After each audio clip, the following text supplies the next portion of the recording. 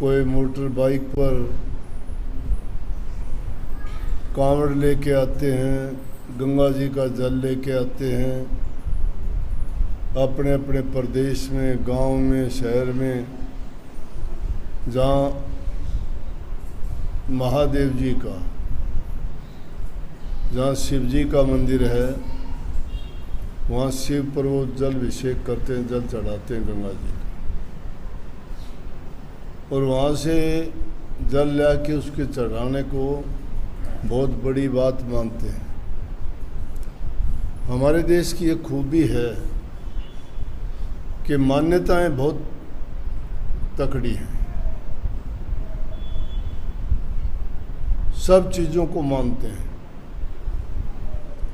मैंने किसी दूसरे देश में ना तो इतने देवताओं को मानते देखा है, ना उन देशों में इतने कोई तीर्थ हैं, ना कोई इतने पूजा के उनके तौर तरीके हैं, ना ही उन लोगों की इतनी ज़्यादा आस्था है।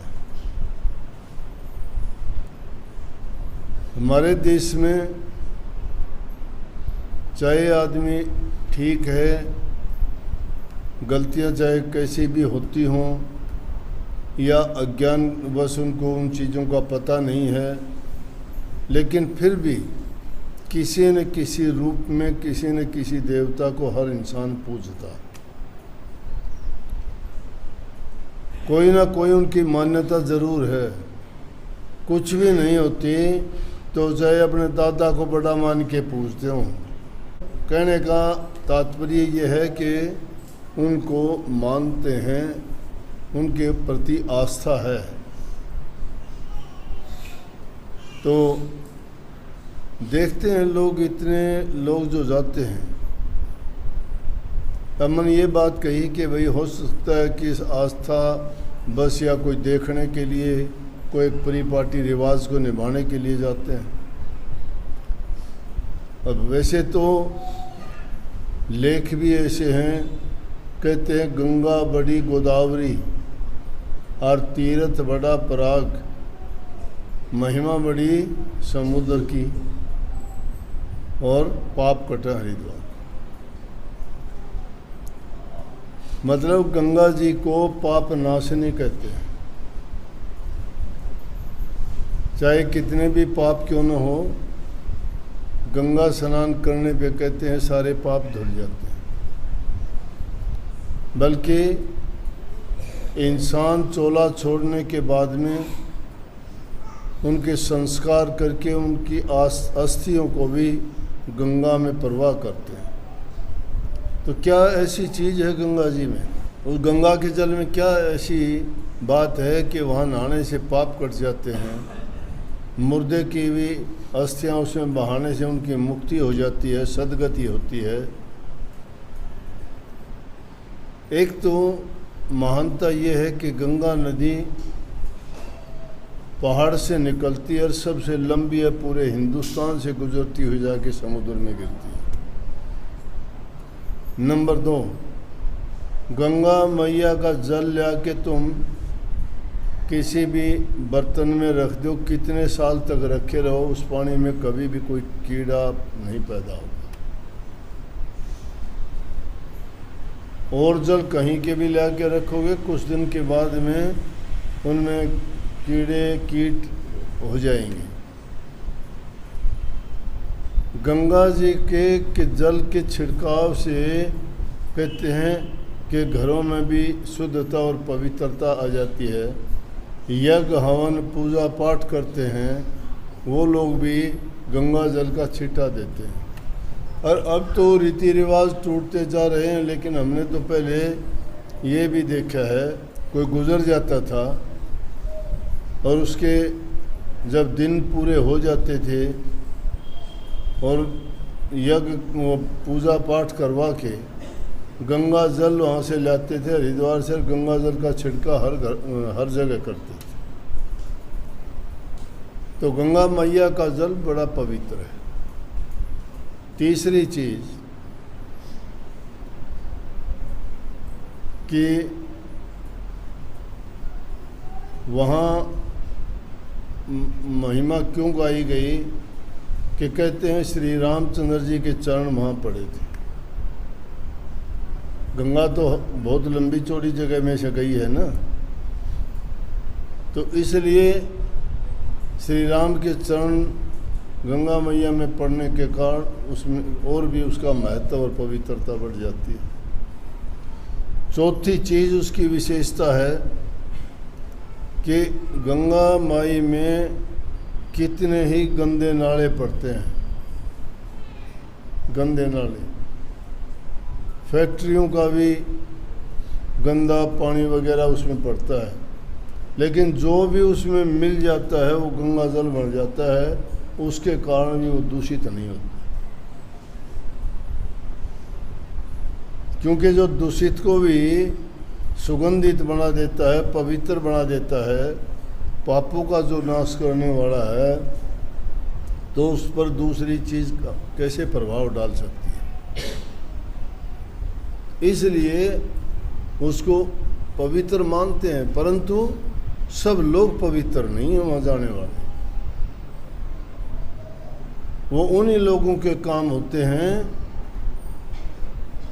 जो लोग पूरे विश्वास और यकीन के जिनकी आस्था पक्की होती है। इसलिए सत्संग की और गंगा मैया की तुलना की गई है।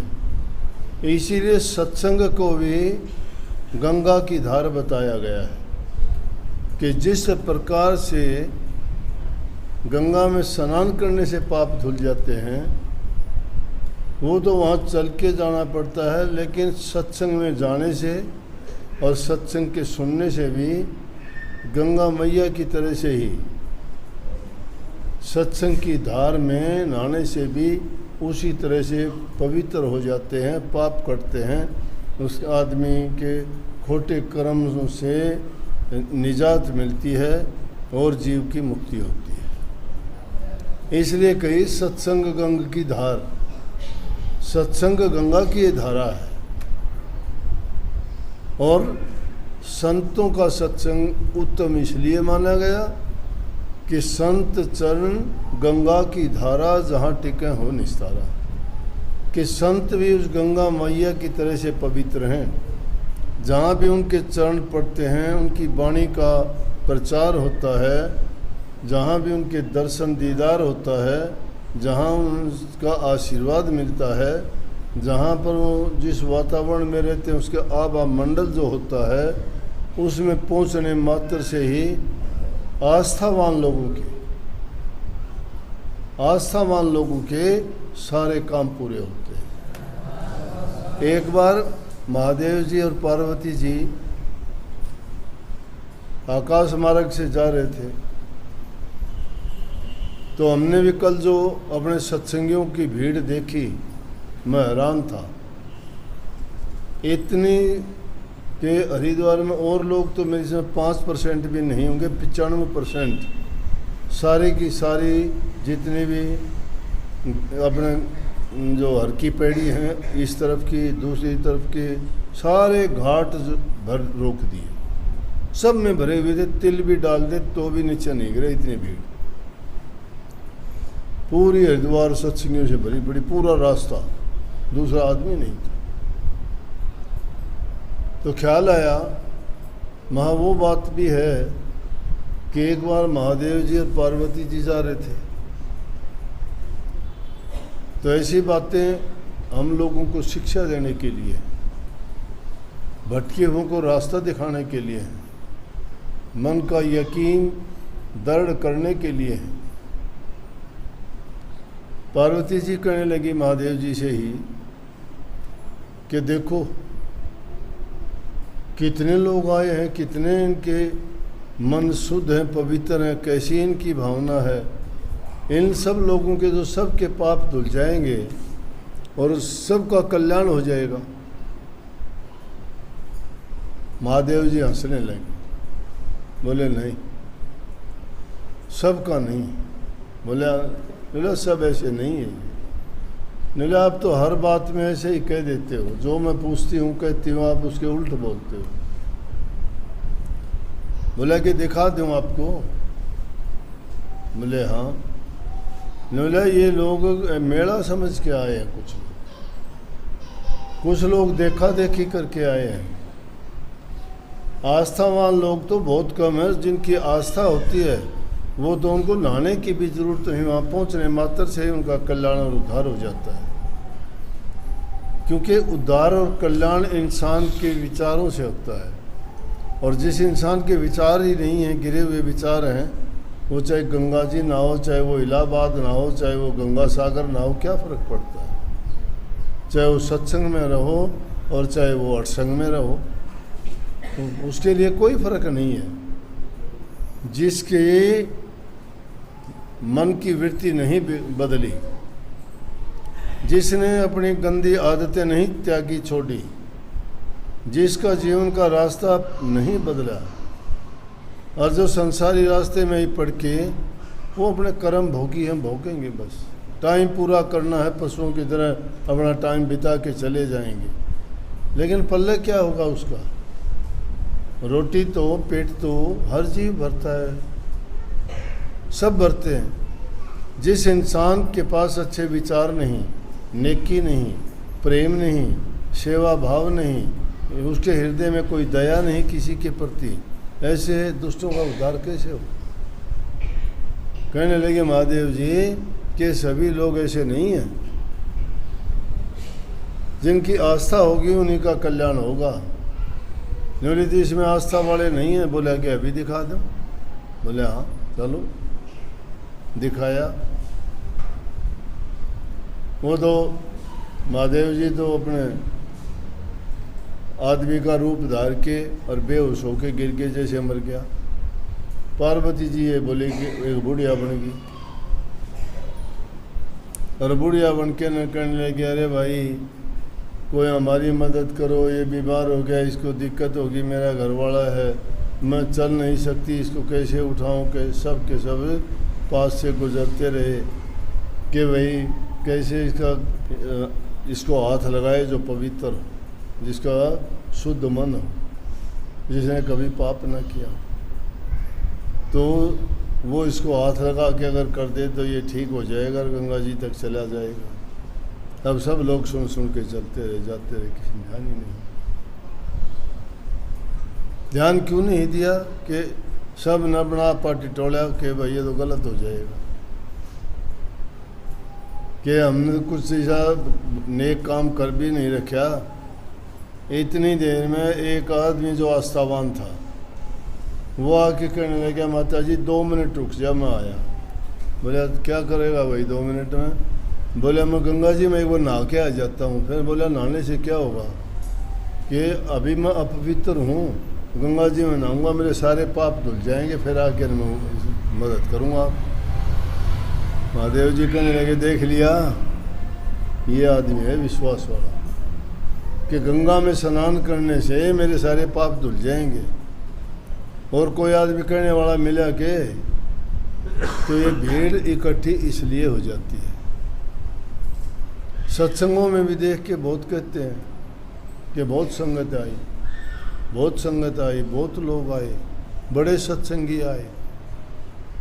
मैं कहता हूँ सत्संगी तो थोड़े बहुत हो जाएं तो ही बहुत है, सत्संगी तो नहीं होते। सत्संगी तो कहाँ होंगे, घरों की हालत देख लो तुम्हारी। तुम 2 आदमी हो, तुम्हारा 2 का ही आपस में मेल जोल नहीं है, पति पत्नी का नहीं है। दूसरों का तो तुम क्या करोगे, अपना ही नहीं कर सकते कुछ। तुम्हारी औलाद तुम्हारे कहीं की नहीं है, तुम कुछ करते हो वो कुछ करते हैं। सत्संग और संतों की महिमा तो ये है, सत्संग का प्रसाद भी अगर किसी के भीतर चला जाए तो उसके विचार पवित्र हो जाने चाहिए। तुम रात दिन भर भर के पेट खाते हो, बदले क्या दे विचार। वचन सुनने से मन की शुद्धता पवित्रता हो जाती है, हुई कोई पवित्रता। आशीर्वाद लेने से पाप धुल जाते हैं, धुले तुम्हारे पाप। दर्शन करने से कर्म कट जाते हैं, कटे किसी के कर्म। ये बात कहने की सिद्धांत की बात रहेगी, मानने की नहीं रही ना। अगर इन बातों को मान लेते तो सारी बात सत्य थी, ये झूठ नहीं है। जिनके कटे उनसे पूछ के देखो, उनको दूसरी चीज नहीं भाई कोई भी। अपना जीवन दांव पर लगा दिया, संसारी ख्वाहिश लेके आते हो तुम, मेरा ये काम हो जाए, मेरा वो हो जाए, मेरा वो हो जाए। ये लेके नहीं आते कि मेरा कल्याण और उद्धार हो जाए। जो अपने कल्याण और उद्धार के लिए आएगा उसके सारे काम अपने आप पूरे हो जाएंगे। एक एक चीज़ के मांगने से तुम मांगते भिखारी भी बन गए। वो एक एक चीज़ कितनी मांगोगे? हमारी तो ख्वाहिश रोज़ाना बढ़ती रहती है। आज 5 से कल को 10 होंगी, अगले दिन 50 होंगी, फिर आगे 1000 लाख होंगी। वो कभी रुकती नहीं है, एक के बाद दूसरी के पीछे लगी हुई है। लेकिन इंसान को विचार करना चाहिए कि ज़िंदगी कितने दिन की है, क्या लेके जाएगा। तो गाते बहुत ज़ोर शोर से, क्या लेके आया था बंदे, क्या लेके तू जाएगा। खाली हाथ आया था बंदे, खाली हाथ तो जाएगा। करनी कर ले, नाम सुमर ले, नहीं अंत पछताएगा। ये गीत बड़े जोर शोर से गाओ। बंदे वो कर ले भजन हरि का, बड़े भजन करे हरि के। सारी रात जगावे, जोर जोर से जोर लगावे, बहुत जो है गाँव में चिल्लावे और बड़े बैराग दिखावे, और पावे के जीरो, पल्ले कुछ नहीं। कहाँ सुधार होगा, कहाँ है भक्ति? भक्ति आस्था में है। जिसकी आस्था है उसको बार बार घूमने की, जाने की ज़रूरत नहीं, मन के अंदर बसा लो। कई बार कहते आके ने बोला जी मेरे घर वाले नाराज़ हैं, ने बोला फोटो भी तोड़ दिया, फेंक दिया, यूँ कर दिया, वो कर दिया। मैं गलत बात है तुम्हारी, तुम करवाते हो ये बात। फोटो तो कागज़ का टूटा होगा, लकड़ी का टूट जाएगा, मिट्टी का टूट जाएगा, शीशे का टूट जाएगा, लेकिन तुम्हारा आस्था का फोटो तुम्हारे दिल में जो बसा लिया उसको कौन तोड़ देगा? उसको तोड़ सकता है कोई? लेकिन तुम जो है मिट्टी वाले पर, कागज़ वाले पे, शीशे वाले पर इतबार करते हो, उस पर नहीं करते जो तुम्हारे हृदय के अंदर बैठा हुआ है। उसको तलाशने की, खोजने का रास्ता तो गुरु ने तुम्हें बताया, लेकिन तुम उस रास्ते पे चलने लायक बने ही नहीं। क्यों? तुम्हारी चाहत कुछ और थी, तुम्हारी डिमांड कुछ और थी, और ही चीज़ों के लिए सत्संग में आए थे। सतगुरु किसी की कमी नहीं छोड़ता, सबकी थोक पूरी करता है। जिसकी झोली फटी हुई है उसका तो भरता नहीं कभी भी।